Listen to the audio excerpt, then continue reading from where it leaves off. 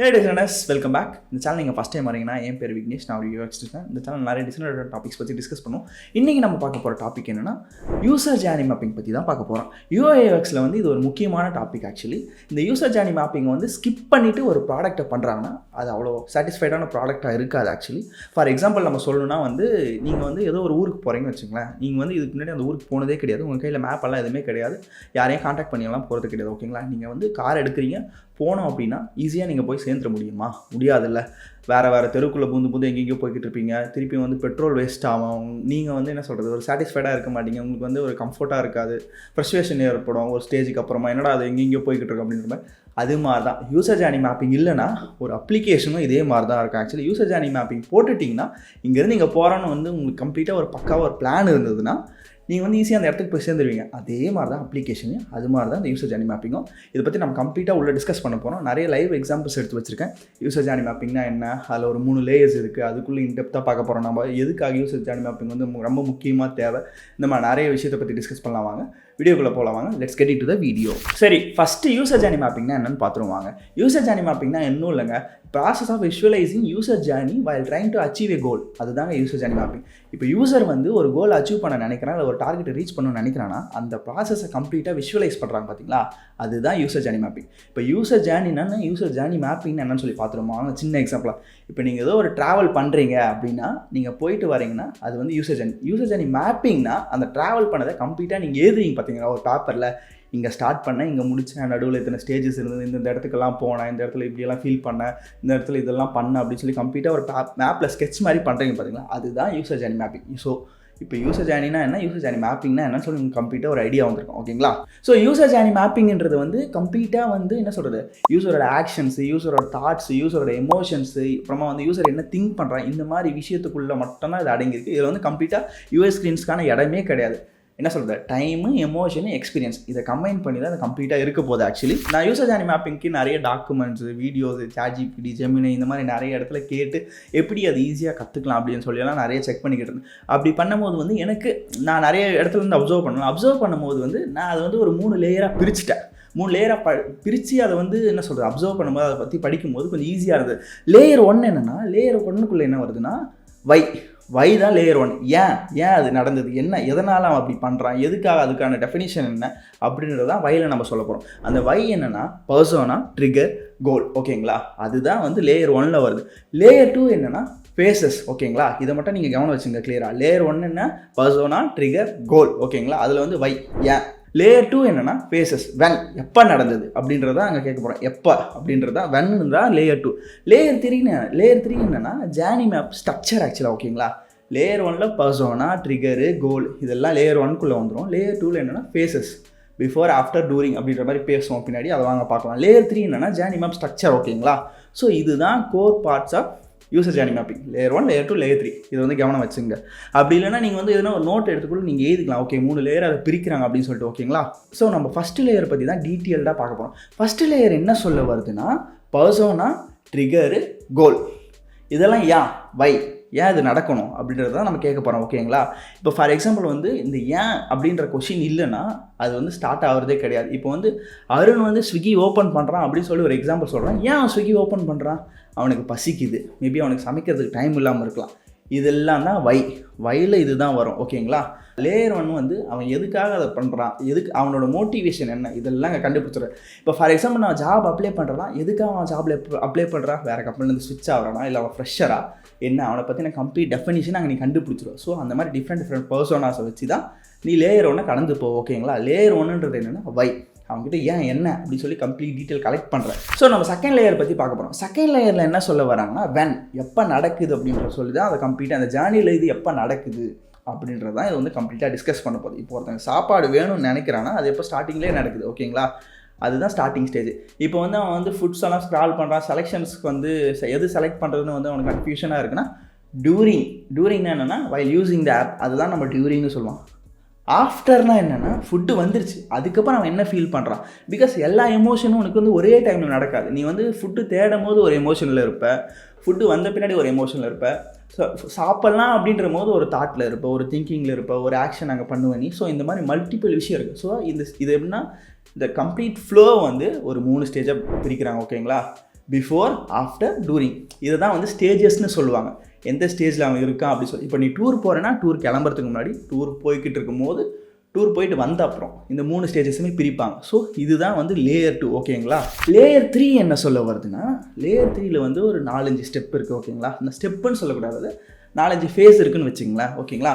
User என்ன பண்ணுறான், user என்ன திங்க் பண்ணுறான், யூசர் என்ன ஃபீல் பண்ணுறான், யூசரோட பெயின் பாயிண்ட்ஸ் என்ன, ஆப்பர்ச்சுனிட்டிஸ் என்ன. ஸோ ஓகேங்களா, யூசருக்கு எது வந்து தப்பாக படுது, இல்லைனா வந்து இதை இன்னும் கொஞ்சம் இம்ப்ரூவ் பண்ணியிருக்கலாம்னு நினைக்கிறான், இல்லை எது கஷ்டமாக இருக்குது அப்படின்னு நினைக்கிறான். ஸோ இதெல்லாம் தான் பெயின் பாயிண்ட்ஸ், ஆப்பர்ச்சுனிட்டிஸ் சொல்லுவாங்க.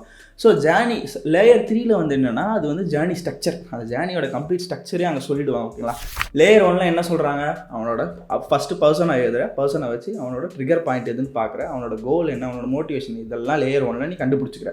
லேயர் 2ல் என்ன பண்ணுற, அந்த ப்ராசஸ் எல்லாம் எங்கே நடக்குது, பிஃபோரா, டியூரிங்கா, ஆஃப்டரா, அதுதான் அந்த ஸ்டேஜஸ். ஓகேங்களா. அந்த ஸ்டேஜஸில் எங்கே நடக்குது, ஸ்டேஜஸ்ன்னு வரும்போது அதுதான் லேயர் 3. லேயர் 3ல வந்து என்னென்னா, அது வந்து இன் டீட்டெயில்டாக நீ வந்து அந்த மேப்பை போடுற, அந்த மேப்பில் வந்து அவன் என்ன பண்ணுறான், என்ன திங்க் பண்ணுறான், என்ன ஃபீல் பண்ணுறான், அவனோட பெயின் என்ன, இதுதான் அந்த 3 லேயரை நீ கம்ப்ளீட்டாக தெரிஞ்சு வச்சுக்கணும். ஓகேங்களா. ஸோ இது வந்து புரியறதுக்கு ஒரு சின்ன எக்ஸாம்பிள் நான் எடுத்து வச்சுருக்கேன். என்னென்னா, இப்போ நீ வந்து ஏதோ ஒரு படத்துக்கு போகிறேன்னு வச்சுங்களேன், அந்த படத்தோட மோட்டிவேஷன் என்ன நீ ஃபஸ்ட்டு கண்டுபிடிக்கணும். ஓகேங்களா. அந்த படத்தோட கோல் என்ன, ஹீரோவோட கோல் என்ன, ஹீரோவுக்கான ட்ரிகர் பாயிண்ட் என்ன. இப்போ வந்து ஹீரோவோட ஒய்ஃபோ இல்லை ஹீரோயினையோ கடத்திடுறாங்க. ஓகேங்களா. கடத்திட்டாங்கன்னா அதுதான் அவனோட ட்ரிகர் பாயிண்ட்டு. அதை வச்சு தான் அந்த கதை மூவ் ஆகும். ஓகேங்களா. அவனோட கோல் என்னவாக இருக்கும், ஹீரோயினை காப்பாற்றணும், இல்லைனா வில்லன்களை அழிக்கணும். ஓகேங்களா. அதுதான் லேயர் 1. லேயர் 2 என்னென்னா, ஹீரோயினை ஃபஸ்ட்லேயே அவன் காப்பாற்றிடுறானா, நடுவில் காப்பாற்றுறானா, கடைசியில் காப்பாற்றுறானா, இதுதான் பிஃபோரா, டியூரிங்கா, ஆஃப்டரா, இதுதான் லேயர் 2. ஓகேங்களா. லேயர் 3 என்ன சொல்ல வருதுன்னா, டிஃப்ரெண்ட் ஸ்டேஜஸ் இருக்குல்ல. இப்போ வந்து பிஃபோர், டியூரிங், ஆஃப்டர், இந்த டிஃப்ரெண்ட் சீன்ஸில் வந்து 3 ஃபேஸாக பிரிச்சிருக்கலாம். அந்த 3 ஃபேஸில் வந்து அவன் எந்த ஃபேஸில் வந்து என்னென்ன நடக்குது, எமோஷன் சீன் எங்கே வருது, ஆக்ஷன் சீக்வன்ஸ் எங்கே வருது, லோகேஷ் படம் மாதிரி கடைசியில் பிளாஸ்ட்டு வைலன்ஸ் சீன் வருதா. ஸோ இந்த மாதிரி டிஃப்ரெண்ட் ஃபேஸஸை வந்து நம்ம வந்து இந்த இடத்துல டிஃப்ரெண்ட் ஸ்டேஜஸை வந்து இந்த இடத்துல வந்து நம்ம டிஃபைன் பண்ணோம். இதுதான் யூசர் ஜேர்னி மேப்புக்குள்ளே கம்ப்ளீட்டாக வரப்போகுது. இது வந்து உள்ளே பார்ப்போங்க. இதுக்காக உங்களுக்காக ஒரு எக்ஸாம்பிள் எடுத்து வச்சுருக்கேன். சிம்பிளான எக்ஸாம்பிள் தான். ரொம்ப நான் வந்து வளவலா கொலலாம் பேச விரும்பல. பிகாஸ் நீங்கள் வந்து ஒரு யூசர் ஜேர்னி மேப்பிங்கை வச்சு நீங்கள் இந்த வீடியோ பார்த்துட்டு பயங்கரமாலாம் கற்றுக்க முடியாது. ஆக்சுவலாக என்னை பொறுத்தவரையும் வந்து நீங்கள் ஒரு சினாரியோ எடுத்து அதுக்காக நிறைய ஒர்க் பண்ணி அதுக்காக வந்து 20-30 ஒரு சினாரியோ சொல்ல ஒரு 20-30 யூசர் ஜேர்னி மேப்பிங் நீங்கள் பண்ணும்போது டிஃப்ரெண்ட் சினாரியோஸ்க்கு வந்து உங்களுக்கு பெட்டர் ஐடியா கிடைக்கும். இது வந்து நீங்கள் கம்ப்ளீட்டாக புரிஞ்சிருப்பீங்க. ஓகே, இந்த பிரச்சனை இருந்தால் இதனால் இந்த ஃப்யூச்சர் கொண்டு வரலான்னு நினைக்கிறாங்க, இதனால தான் இந்த ஃப்யூச்சர் வந்திருக்கும், இதை எப்படி தவிர்க்கலாம், அவனோட எமோஷன். இப்போ எப்படின்னா வந்து யூசர் வந்து ஏதோ ஒரு இடத்துல ஃப்ரெஷ்வேட் ஆனால் பிரச்சனை கிடையாது. எல்லா இடத்துலையுமே ஃப்ரெஷ்வேட் ஆகிறானா அவன் வந்து ஆப் விட்டு வெளில போயிடுவான். ஆப்வியஸ்லி. பிகாஸ் ஒரு ஆப்பில் நடுவில் எமோஷன்ஸ் வந்து கீழே மேலே போகலாம். பட் ஆனால் அந்த ஆப் விட்டு அவன் வெளியில் வரும்போது அவன் ஹாப்பியாக தான் ஃபீல் பண்ண தான் அடுத்த அந்த ஆப்புக்குள்ளே வருவான். நீங்கள் ஏதோ ஒரு அப்ளிகேஷனுக்குள்ளே போகிறீங்க, அப்ளிகேஷனுக்குள்ளே போகும்போது போனவொடனே இரிட்டேஷனாக இருக்கும். எல்லா ஸ்டெப்புமே இரிட்டேஷனாக இருந்தால் நீங்கள் நடுவில் அபார்ட் பண்ணிட்டு வெளில வந்துடுவீங்க. ஓகேங்களா. நீங்கள் வெளில வரும்போது உங்களோட எக்ஸ்பீரியன்ஸ் என்ன, ஃப்ரஸ்ட்ரேட் ஆவீங்க, இல்லை வந்து என்ன சொல்கிறது, பேடாக ஃபீல் பண்ணுறீங்க. ஸோ இந்த மாதிரி நிறைய விஷயம் நடக்குதுல்ல. ஸோ அந்த எமோஷன்ஸ் எல்லாம் இது பண்ணுறது தான் இந்த யூசர் ஜேர்னி மேப்பிங். வாங்க அந்த எக்ஸாம்பிள் என்ன சொல்லி பார்த்துருவோம். ஸோ இப்போ லேயர் 1 இங்கே வச்சுருக்கேன் பார்த்தீங்களா. லேயர் 1ல் என்னென்னா, இது வந்து ஒரு சாம்பிள் பர்சனாக. ஓகேங்களா. ரொம்ப இன்டெப்த்தாலாம் எழுதலை. பட் ஆனால் வந்து அவனோட கோல் என்ன, அவனோட ட்ரிகர் பாயிண்ட் என்ன, அவனோட சுச்சுவேஷன் என்ன, இதெல்லாம் கிளியராக எழுதியிருக்கேன். பிகாஸ் ஏஜ் இந்த நேமெல்லாம் ஏன் மென்ஷன் பண்ணுறாங்கன்னா, ஆக்சுவலாக அருண் ஒருத்தன் இருக்கான், அவனோட ஏஜ் இது, அவனுக்கு ஏற்ற மாதிரி தான் அந்த பர்சனை மூவ் ஆகும். இப்போ நாம் ஒரு அப்ளிகேஷனில் போய் வந்து ஃபுட்டு ஆர்டர் பண்ணுறதுக்கும் நம்ம அப்பா அம்மா ஃபுட்டு ஆர்டர் பண்ணுறதுக்கும் நிறைய வித்தியாசம் இருக்குது. ஓகேங்களா. ஸோ அதனால தான் அந்த ஏஜ் எல்லாம் போடுவான் ஆக்சுவலாக. ஸோ அவனோட சுச்சுவேஷன் என்னென்னா, Arun works in IT actually. ஓகேங்களா. So he don't have time to cook at all. So he comes from always very late. அதனால் வந்து அவனுக்கு வந்து ரொம்ப ஃபசியோடவும் இருக்கான். ஸோ அதனால் வந்து என்னென்னா, அவன் வந்து ஃபுட்டு ஆர்டர் பண்ணலான்னு நினைக்கிறான். ஓகேங்களா. அவனோட சுச்சுவேஷன் அதுதான். ஸோ ட்ரிகர் பாயிண்ட் என்னென்னா, Arun comes home tired and hungry. ஓகேங்களா. அருண் வந்து டயர்டாகவும் வரான், பசியோடவும் வரான். ஓகேங்களா. ஸோ அதனால் அவன் சமைக்கிறதுக்கெல்லாம் டைம் கிடையாது, அவனால் சமைக்கவும் முடியாது, ரொம்ப டயர்டாக இருக்கான், ரொம்ப பசிக்குதானு. ஸோ அவனோட கோல் என்னென்னா, டின்னர் ஆர்டர் பண்ணணும் குயிக்காக, கன்ஃபியூஷன் இல்லை. ஓகேங்களா. அதுதான் அவனோட கோல். ஓகேங்களா. ஸோ நான் முன்ன சொன்னேன்ல லேயர் 2னா என்னென்னு.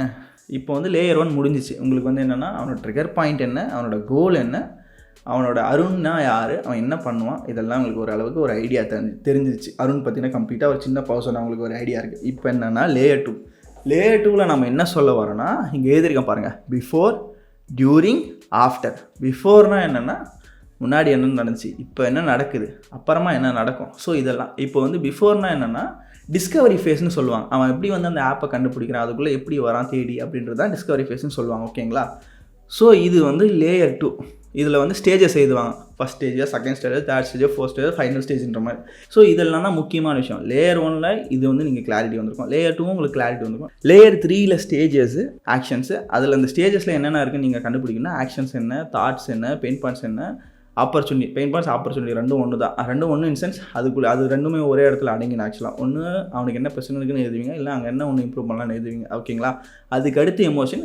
இதில் டச் பாயிண்ட்ஸ்னு ஒன்று இருக்குது. டச் பாயிண்ட்ஸ் வந்து நீங்கள் ஒரு பிகினராக இப்போ உடனே தெரிஞ்சுக்கணும்னு அவசியம் இல்லை. பிகாஸ் இதில் சொல்லணுன்னு நான் எதிர்பார்க்கல. டச் பாயிண்ட்ஸ்னால் என்னென்னா, ஒரு ப்ராடக்ட்டோட ஒருத்தர் இன்ட்ராக்ட் பண்ணுறான்னு வச்சுங்களேன். ப்ராடக்ட்டோ ஏதோ ஒன்று, நீங்கள் இங்கேருந்து கிளம்பி ஏர்போர்ட் போய் ஏர்போர்ட்லேருந்து இறங்கி நீங்கள் அந்த ட்ரிப்பு எங்கே புக் பண்ணியிருக்கோம் அந்த இடத்துக்கு போய் சேர்ற வரையும் நீங்கள் எதோடலாம் இன்ட்ராக்ட் பண்ணுறீங்க அது எல்லாமே. இப்போ இங்கே போகும்போது டக்குன்னு நீங்கள் டிஜி யாத்திரையில் உங்கள் போர்டிங் பாஸை போடுறீங்க. அதுக்கப்புறம் ஏர்போர்ட்டில் போய் ஏர்போர்ட் ஆஃபீஸர்கிட்ட பேசுகிறீங்க ஏதோ ஒன்று, அதெல்லாம் தான் டச் பாயிண்ட்.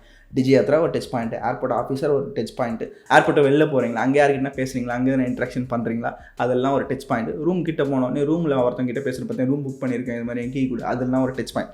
ஸோ ஜென்ரலாக ஒன்று சொல்கிறேன் நான். பட் ஆனால் ஒரு அப்ளிகேஷனுக்குள்ளே போகும்போது என்ன சொல்கிறது, ஹோம் ஸ்க்ரீனுக்குள்ளே போவீங்க, சர்ச் பார்க்குள்ளே போவீங்க, அதுக்கப்புறம் அங்கே போய் செக் அவுட் பண்ணுவீங்க. இதெல்லாமே டச் பாயிண்ட். நீங்கள் எதோடலாம் இன்ட்ராக்ட் பண்ணுறியோ அதெல்லாம் டச் பாயிண்ட் ஆக்சுவலாக. ஓகேங்களா? இதை பற்றி டீட்டெயிலாக படிங்க, உங்களுக்கு ஒரு ஐடியா வரும். சரி, எக்ஸாம்பிள் போலவாங்க. எக்ஸாம்பிள்குள்ளே போலவாங்க, நிறைய நேரம் பேசிக்கிட்டு இருக்கேன். ஸோ இப்போ என்னென்னா, இந்த ஸ்டேஜஸில் ஸ்டேஜஸில் என்னென்னா, அவன் ஃபஸ்ட்டு பசியாக ஃபீல் பண்ணுறான், அது ஒரு ஸ்டேஜ். ப்ரௌசிங் ஃபுட்ஸு அது ஒரு ஸ்டேஜ். செக் அவுட்டு அது ஒரு ஸ்டேஜ். இதெல்லாமே டூரிங்னா ஆப்குள்ளே இருக்கும் போது ஒன்று வந்துடும். ஓகேங்களா?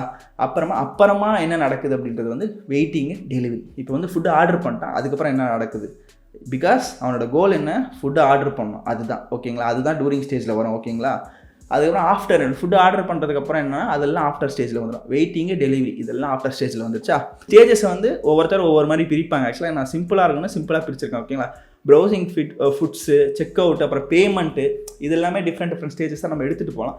அவ்வளோ இங்கே டீட்டெயிலாக தேவைன்றதான் குறைச்சிருக்கேன். இப்போ நம்ம வந்து ஃபஸ்ட்டு விஷயம் பார்ப்போம் வாங்களேன். Realises is hungry.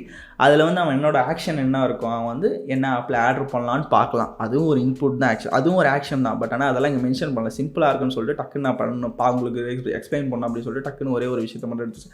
இப்போ வந்து ஃபுட் டெலிவரி ஆப் ஓப்பன் பண்ணுறான். அப்போ அவனோட தாட் என்ன இருக்கும், அவனுக்கு டைம் எல்லாம் வேஸ்ட் பண்ணணும்னாலும் கிடையாது, டக்குன்னு போயிட்டு குயிக்காக ஏதோ ஒரு ஃபுட்டு ஆர்டர் பண்ணணும்னு நினைக்கிறான். அது ஒரு தாட்டாக இருக்கும். அப்புறமா வந்து அங்கே பெயின் பாயிண்ட்ஸ், அப்புறம் ஆப்பர்ச்சுனிட்டி என்னென்னா, நிறைய ரெஸ்டாரண்ட் ஆப்ஷன்ஸ் இருக்குது. அதுவே அவனுக்கு ஒரு கடுப்பான விஷயமா இருக்குது. ஓகேங்களா? அது ஒரு கடுப்பான விஷயம் இருக்குது. அதை எப்படி ஆப்டிமைஸ் பண்ணலாம், அந்த இடத்துல நீங்கள் எதுனா பண்ணியிருக்கலாம் அப்படின்ற மாதிரி தான். அதுதான் பெயின் பாயிண்ட்ஸ் அண்ட் ஆப்பர்ச்சுனிட்டிஸ் சொல்கிறாங்க. ஓகேங்களா? எமோஷன் என்னென்னா, ஆல்ரெடி டயர்டாக ஃபீல் பண்ணுறான், அதுதான் அங்கே எமோஷன். ஓகேங்களா? ஸோ இப்போ டூரிங் என்னென்னா, டூரிங்கில் வந்து ப்ரௌசிங் ஃபுட்ஸு, செக் அவுட். ஓகேங்களா? ப்ரௌசிங் ஃபுட்ஸில் வந்து ஆக்ஷன் என்ன இருக்கும், அங்கே ரெஸ்டாரண்ட்டை ஸ்க்ரால் பண்ணலாம், இல்லைனா வந்து என்ன ஃபுட்டு வேணுன்றது சும்மா செக் பண்ணி பார்க்கலாம் ஆக்சுவலாக. ஓகேங்களா? இந்த மாதிரி நிறைய விஷயம் அந்த இடத்துல நடக்கும். நான் சும்மா ரெஸ்டாரண்ட் மட்டும் ஒரே ஒரு ஆக்ஷன் மட்டும் போட்டிருக்கேன்.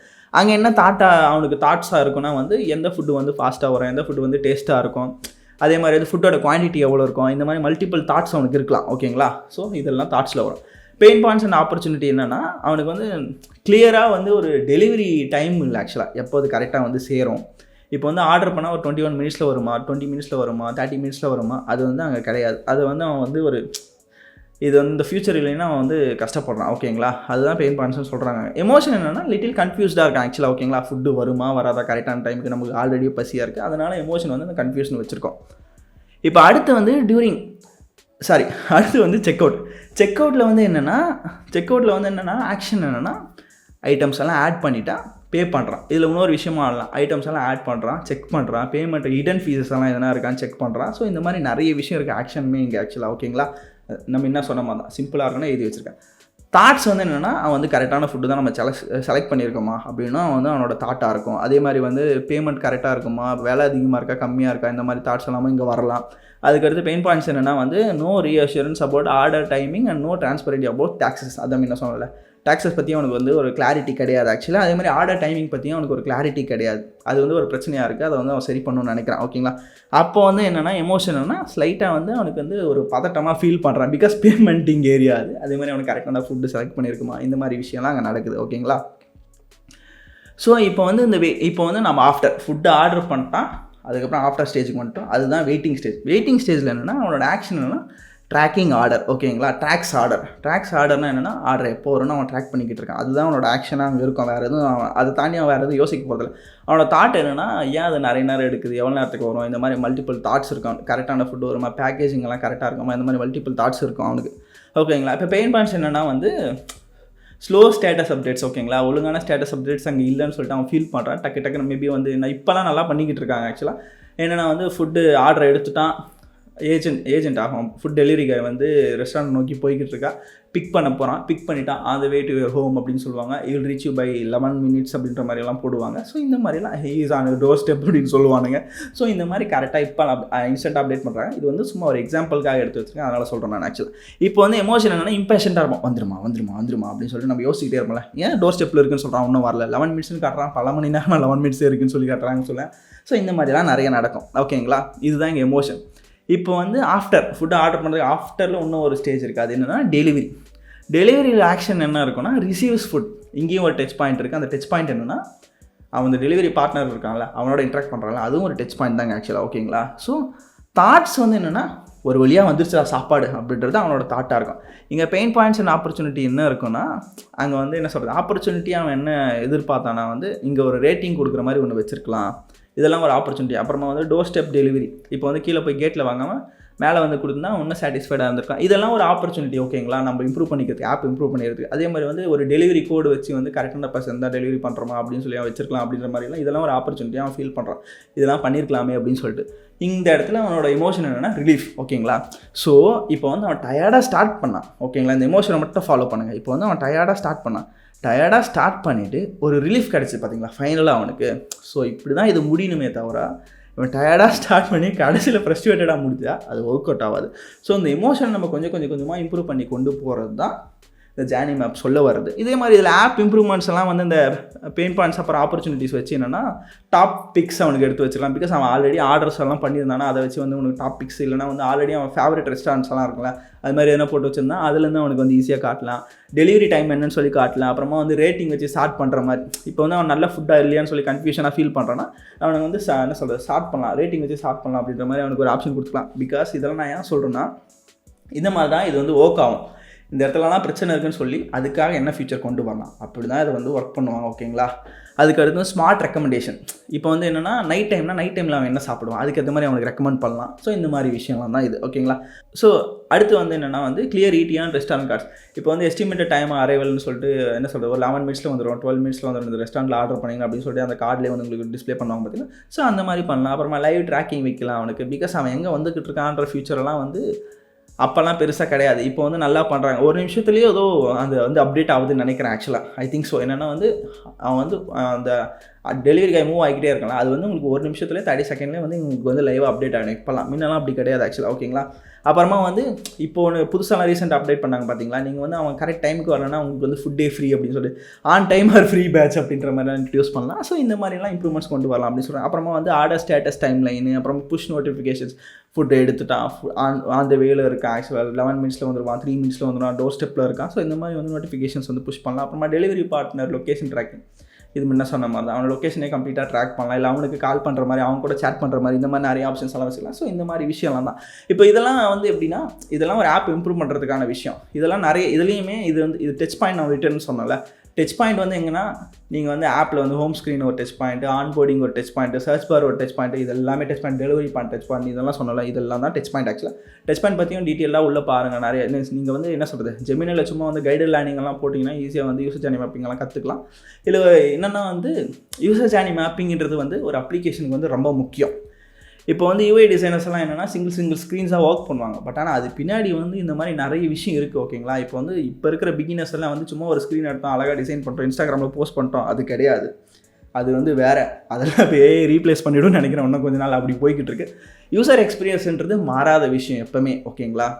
பிகாஸ் ஒரு யூசர் என்ன நினைக்கிறான், அவன் என்ன ஃபீல் பண்ணுறான், அவனோட தாட்ஸ் என்ன, அவனோட ஆக்ஷன்ஸ் எப்படி இருக்கும், அடுத்த ஸ்டெப் என்ன, முன்னாடி ஸ்டெப் என்ன, இதெல்லாம் வச்சு தான் ஆப்பெல்லாம் டிசைன் ஆகும். சிங்கிள் ஸ்க்ரீன்ன்றது ஆப் கிடையாது ஓகேங்களா. ஸோ லேயர் 1ன்றது என்ன, பர்சனை எழுதுகிறேன், அவனை பற்றி கம்ப்ளீட்டாக தெரிஞ்சுக்கிறேன், அவனோட மோட்டிவேஷன் என்ன, அவனோட ட்ரிகர் பாயிண்ட் என்ன, அவனோட மோட்டிவேஷன் என்ன, கோல் என்ன, இதெல்லாம் கம்ப்ளீட்டாக தெரிஞ்சுக்கிறேன். லேயர் 2 என்ன, அந்த விஷயம் எப்போ நடக்குது, when it happens ஓகேங்களா, பிஃபோரா, டியூரிங்கா, ஆஃப்டரா. அதுக்கு அடுத்து என்ன, அந்த ஸ்டேஜஸ் ஓகேங்களா. அந்த பிகாஸ் எப்போ நடந்ததுன்றதுக்குள்ளே தான் நீ என்ன நடக்குது அப்படின்னு எழுத போகிற ஓகேவா. அதுக்குள்ளே என்னென்ன ஸ்டேஜஸ் இருக்குதுன்னு ஃபஸ்ட்டு கரெக்டாக டிஃபைன் பண்ணிவிட்டு யூஸரோட ஆக்ஷன் என்ன, தாட்ஸ் என்ன, எமோஷன் என்ன, பெயின் பார்ட்டோ ஆப்பர்ச்சுனிட்டியோ இதெல்லாம் கரெக்டாக டிஃபைன் பண்ணிட்டுனா உனக்கு ஒரு ஈஸியாக இருக்கும். பிகாஸ் நான் வந்து இங்கெல்லாம் இதெல்லாம் பிரச்சனை இருக்குது, இதனால் இந்த பிரச்சனை வருது அப்படின்னு சொல்லி சொன்ன பார்த்தீங்களா. நீங்கள் வந்து நான் மினிமம் சொன்ன மாதிரி தான் ஒரு 10-20 யூசர் ஜர்னி மேப்பிங் நீ பண்ணும்போது உனக்கு ஓரளவுக்கு ஒரு ஐடியா வர ஸ்டார்ட் ஆகும். ஓகேங்களா, நீ நிறைய என்ன சொல்கிற இண்டஸ்ட்ரி ஸ்டாண்டர்ட்ஸ்க்கான யூசர் ஜர்னி மேப்பிங்கெல்லாம் இன்டர்நெட்டில் இருக்குது. அதெல்லாம் எடுத்து பார்க்கலாம். எடுத்து பார்த்தா உனக்கு ஒரு கம்ப்ளீட் ஐடியா கிடைக்கும். ஓகேங்களா, யூஎக்ஸ்ன்றது ரொம்ப முக்கியமான ப்ராசஸ். ஃபஸ்ட்டில் நானுமே வந்து இந்த ஜேர்னி ஸ்டார்ட் பண்ணும்போது, என்னோடய யூஎக்ஸ் ஜேர்னி ஸ்டார்ட் பண்ணும்போது வந்து நானுமே ரொம்ப யூஏ ஃபோக்கஸ்டாக தான் இருப்பேன். ஆனால் வந்து ஒரு ஸ்டேஜுக்கு அப்புறம் வந்து அது வந்து ஒரு செல்ஃப் எடுக்காது அப்படின்றதால ரியலைஸ் பண்ணும்போது யூஎக்ஸ் எல்லாம் கற்றுக்கணும் அப்படின்னு சொல்லிட்டு நம்மளுக்கு ஒரு ஐடியா வர ஆரம்பிக்கும். நிறைய விஷயத்தை அப்சர்வ் பண்ணுங்கள், உங்களுக்கு ஈஸியாக ஒரு ஐடியா வரும். ஸோ யூசர் ஜர்னி மேப்பிங் ஏன் முக்கியம்னா வந்து என்ன சொல்கிறது, யூசர் வந்து எப்போவுமே ஹோம் ஸ்க்ரீனில் ஸ்டார்ட் பண்ணி வந்து சக்ஸஸ் ஸ்க்ரீனில் முடிச்சிட போகிறது கிடையாது. ஓகேங்களா, அவனுக்கு ஒரு தேவை இருக்கிறதுனால அவன் அந்த ஆப்புக்குள்ளேயே வரான்.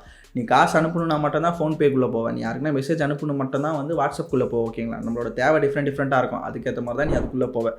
ஸோ அவன் ஒரு சுச்சுவேஷனில் இருக்கான், அவனுக்கு ஒரு எமோஷன் இருக்குது, அவனுக்கு ஒரு கோல் இருக்குது. இதெல்லாம் கம்பைன் ஆகி தான் அந்த ஜர்னி மேப்பும் இருக்கும். அதுக்கேற்ற மாதிரி தான் அந்த ஆப்புமே ப்ளே ஆகும். அதெல்லாம் நீ சாட்டிஸ்ஃபை பண்ணால் தான் அது ஒரு நல்ல ஆப். ஓகேங்களா, ஸோ இப்போ வந்து யூஎக்ஸ் வந்து பயங்கரமாக இருக்குது. நிறைய பேர் வந்து யூஏயில் மட்டும் ஃபோக்கஸ் பண்ணுறாங்க. அது வந்து பெரிய விஷயம் கிடையாது. பிகாஸ் ஏஐ வந்து யூஏலாம் டக்குன்றதுக்குள்ளே முடிச்சுட்டு போயிடுது. பட் ஆனால் அருண் வந்து எவ்வளோ பிரச்சனைகள் இருக்கான், அவனுக்கு வந்து டயர்டாக இருக்கா, பசிக்குதா, அந்த ஃப்ரஸ்ட்ரேஷன், அவனோட ஃப்ரஸ்ட்ரேஷன் என்ன, அவனோட எமோஷன் என்ன, அதெல்லாம் ஏஐயில் அண்டர்ஸ்டாண்ட் பண்ண முடியாது. நம்மளால தான் பண்ண முடியும். யூஎக்ஸை நீங்கள் நல்லா கற்றுக்குங்க, உங்களோட சேலரி நல்லா இன்க்ரீஸ் ஆகும். நீங்கள் ஒரு பிகினராக இருக்கீங்கன்னா யூஎக்ஸில் வந்து இன்டெப்த்தாக போங்க, செமையாக பண்ணுங்கள். You will see in the next video. பாய். உங்களுக்கு எதனா டவுட்ஸ் இருந்தாலும் கீழே கமெண்ட்டில் கேளுங்க. அதே மாதிரி என்னோட இன்ஸ்டாகிராம் பேஜையும் ஃபாலோ பண்ணுங்கள். அதை தாண்டி வேறு என்ன விஷயம்னா, நீங்கள் வந்து யூஐ பற்றி இன்னும் நிறைய யூஎக்ஸ் பற்றி நிறைய தெரிஞ்சுக்கணும்னா என்னோட பிளேலிஸ்ட் ஒன்று இருக்குது, அதை செக் பண்ணி பாருங்கள். என்னோட முன்னாடி இருக்க வீடியோஸ் எல்லாம் செக் பண்ணுங்கள், உங்களுக்கு ஒரு பெட்டர் ஐடியா கிடைக்கும். You will see in the next video. Bye.